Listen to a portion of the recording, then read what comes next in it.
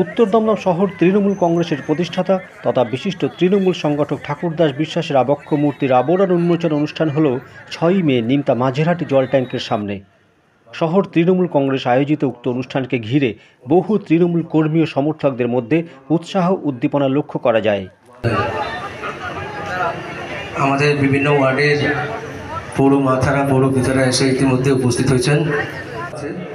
স্মরণে বরণে প্রয়াত ঠাকুরদাস বিশ্বাসের আবক্ষ মূর্তি উন্মোচন অনুষ্ঠান তৎসহ স্মরণ সভাটিও একাধারে কর্মী সমর্থকদের কাছে দলীয় শৃঙ্খলা মেনে চলা ও ঐক্যবদ্ধতার বার্তা প্রদানকারী অনুষ্ঠান হিসেবে পরিণত হয়। স্থানীয় 110 দমদম উত্তরের বিধায়ক তথা রাজ্যের মন্ত্রী চন্দ্রিমা ভট্টাচার্য প্রয়াত বিশ্বাসের মূর্তির আবরণ উন্মোচন করেন। উপস্থিত ছিলেন উত্তর দমদম পৌরসভার পৌরপ্রধান বিধান বিশ্বাস, উপপ্রধান লোপামুদ্রা দত্ত চৌধুরী, শহর সভাপতি তাপস কর, সিআইসি সদস্য বিন্দুমাধব দাস, সৌমেন দত্ত, বাসন্তী দে বিশ্বাস সহ সমস্ত কাউন্সিলর এবং ওয়ার্ড সভাপতিবৃন্দ। মন্ত্রী চন্দ্রিমা ভট্টাচার্য এদিন 2011 নির্বাচনে তার প্রথমবারের বিধায়ক হিসেবে জয়লাভ করার পেছনে ঠাকুরদাস বিশ্বাসের অবদানের কথা উল্লেখ করেন। এই এলাকার মানুষ জানেন দমদম উত্তর একটি নতুন কেন্দ্র হিসাবে নির্বাচনে সেদিনকে আমি লড়তে এসেছিলাম 2011-এ। পিছিয়ে পড়া দমদমের পিছিয়ে পড়া এখানে উত্তর দমদম আর খড়দার পিছিয়ে পড়া নিউ ব্যারাকপুর নিয়ে সেইখানে যারা সেদিন কাজ করেছেন তাদের কখনো ভোলা যায় না। এই মাটি তো তখন লাল হয়ে থাকতো, সেই মাটিতে নতুন করে সবুজ রং ছড়িয়ে তাকে নতুন জীবন দেওয়া এটা কম ব্যাপার ছিল না। সেদিন দাঁড়িয়ে 19,026 ভোটে আমি যে জিতেছিলাম 2011-এ, ঠাকুরদা সাধনদাদের মতো লোক না থাকলে এটা সম্ভব হতো না। এই পৌরসভার আমি পৌরপ্রধান, আমার অনেক দায়িত্ব। এদিনের স্মৃতিচারণায় অংশ নেন প্রয়াত বিশ্বাসের সুযোগ্য পুত্র বিধান বিশ্বাস, যিনি উত্তর দমদম পৌরসভার ভারপ্রাপ্ত চেয়ারম্যান। অন্যান্যদের মধ্যে স্মৃতিচারণা করেন কাউন্সিলর তথা শহর তৃণমূল মহিলা সভানেত্রী বীণা ভৌমিক, সিআইসি সদস্য তথা যুব তৃণমূল নেতা সৌমেন দত্ত। সভাপতিত্ব করেন শহর তৃণমূল সভাপতি তাপস কর। এবং এই বাস্তবকে সাথে নিয়েই আমাদেরকে লড়াই করতে হবে।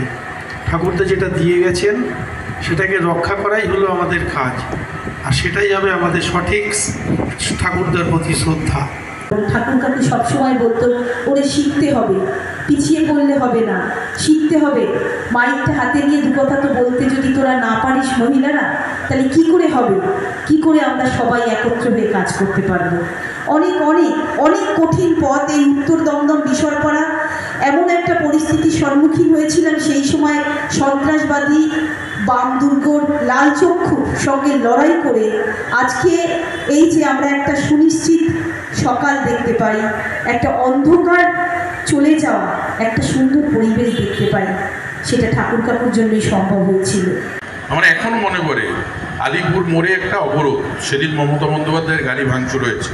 আলিপুরের মোড়ে অবরোধ, দিদি 15 থেকে 16 জন তৃণমূল কংগ্রেস কর্মী, ঠাকুর বিশ্বাস একা, 100 পুলিশ। লড়াই ছিল, লড়াই আছে, লড়াই আজকেও থাকবে।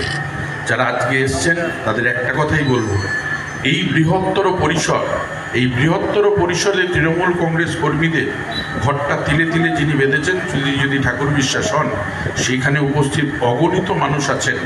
আমি অনেকের নাম বললে রাত কাবার হয়ে যাবে, সবাই মিলে এই ঘরটা বেঁধেছেন।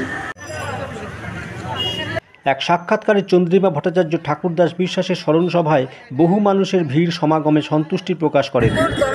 প্রতিষ্ঠাতা তৃণমূল কংগ্রেসের ঠাকুরদাস বিশ্বাস আমার কাছে অবশ্যই প্রত্যাশিত যে তাকে এখানকার মানুষ কোনোদিন বলেও নি, ভুলবেও না। তার জন্যেই আজকে তার আবক্ষ মূর্তি উন্মোচনকে কেন্দ্র করে তার 11তম মৃত্যুবার্ষিকী তাকে শ্রদ্ধা জানাবার জন্য এত মানুষ সমবেত হয়েছে। আমাদের নেতৃত্ব আছে, আমাদের কর্মীরা রয়েছে, তার সঙ্গে সাধারণ মানুষ আছে যারা ঠাকুরদার সাথে একেবারে বহুদিন ধরে একদম নিজেদের একটা সঙ্গবদ্ধতা তৈরি করেছিলেন নিজেদের মধ্যে, তারা এখানে উপস্থিত আছেন। আমি নিশ্চিতভাবে বিধান বিশ্বাসকে বলবো যে তার বাবার দেখানো পথ, সেই পথ সে অনুসরণ করছে এখনও এবং করবেও আগামী দিন। এ বিষয়ে আমার কোনো সন্দেহ নেই, কিন্তু আমি বলবো নিশ্চিতভাবে ওটাই করতে। তথা কখনো কোনো বিচ্যুতি যাতে তাতে না ঘটে। বিধান বিশ্বাস তাঁর পিতা ঠাকুরদাস বিশ্বাসের সাথে মমতা বন্দ্যোপাধ্যায়ের ঘনিষ্ঠ পরিচিতির কথা উল্লেখ করেন। আমি দেখেছি মানে কংগ্রেস সময় থেকে যখন বিরোধীতে ছিল কংগ্রেস, তখনও দেখেছি যে বাবা ঠিক এইভাবেই তিনি কর্মীদের পাশে ছিলেন। শুধু এটা তো শুধু উত্তর দমদমের মধ্যে ছিল না, এটা একসময় পানিহাটি বিধানসভার মধ্যে ছিল। তারপরে ভেঙে দমদম বিধানসভা হয়, তারপরে দমদম বিধানসভা ভেঙে 110 দমদম উত্তর বিধানসভা কেন্দ্র হয়।